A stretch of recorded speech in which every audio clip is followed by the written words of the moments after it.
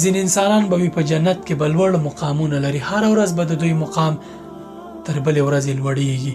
دوی به هم حیران او پوښتنه به کوي چې دا مقام ماته له کومه راکړل شو، ما خو دومره نیک کارونه نه دي کړي. په ځواب کې به ورته ویل کېږي چې ستا یو نیک زوی دی، نیک اولاده دی په دنیا کې، هغوی هره ورځ ستا ته دعا کوي، ستا په اړه له الله تعالی نه بخښنه غواړي. سبحان الله، نیک اولاد صدقه جاریه ده. هر نیک عمل چې دوی کوي تاسې ته د ثواب برخه رسیږي.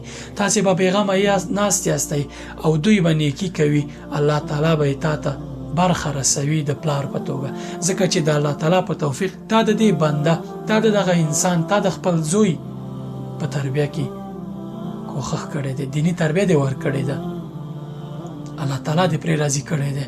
ته به جنت کې ورځ تر بلې لوړ مقام ګټې، ځکه چې تا په دنیا کې له ځانه نیک اولادونه په میراث پرېښي دي. که غواړې چې په جنت کې مقام د ټولو جنتیانو ترمنځ لوړ وي، خوشبخته او آرام اوسئ او د ثوابونو ذخیره ولرئ چې هره ورځ تاسو ته ثواب رسیږي.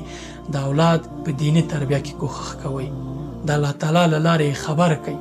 په کوچنیوالي کې دوی ته قرآن او حدیث او فقه او نور ور زده کړئ چې کله لویان چې همدغه به ورته لار ښیي.